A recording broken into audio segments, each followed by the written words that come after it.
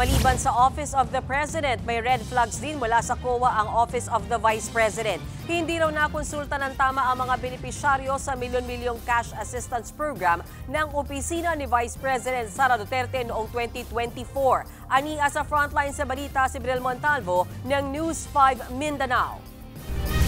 Ang OVP ay laging handa sa panahon ng krisis. Ang ating determinasyon na maglingkod ay sinasabayan ng dedikasyon sa good governance at operational excellence.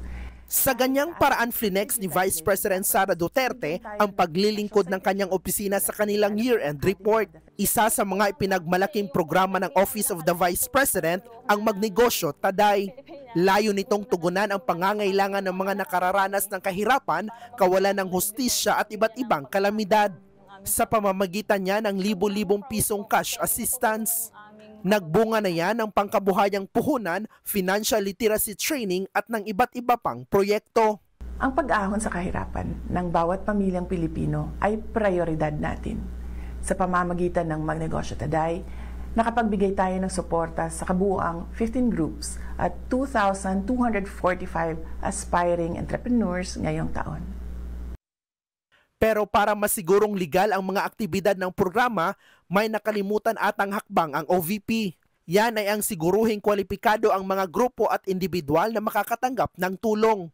Sa 2024 audit ng Commission on Audit na inilabas itong December 1, napag-alaman ng COA na hindi sumailalim sa kinakailangang assessment ang 128 individual at 10 non-governmental organizations na beneficiaries ng programa. Labag daw yan sa Manual of Operations na mismong OVP ang bumuo. Sa ilalim kasi ng nasabing manual, dapat daw i-assess ng Department of Trade and Industry at ng Philippine Insurance Deposit Corporation ang tatanggap na beneficiaries. Required daw ang mga ito na magsumite ng business proposals para sa evaluation.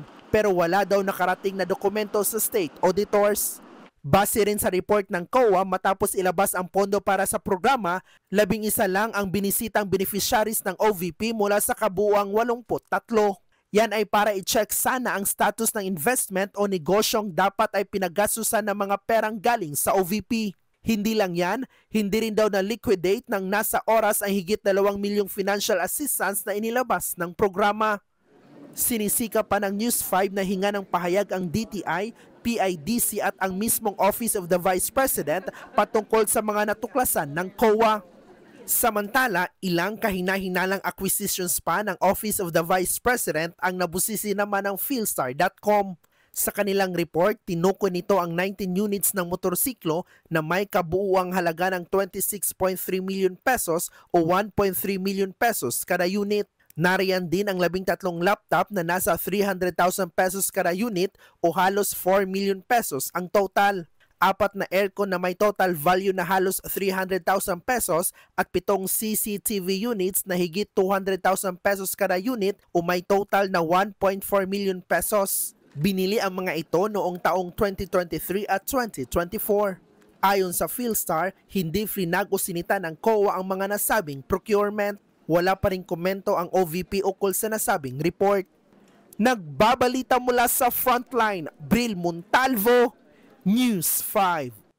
Mga kapatid, Mean Los Baños po, huwag magpahuli sa mga balita at impormasyong dapat ninyong malaman.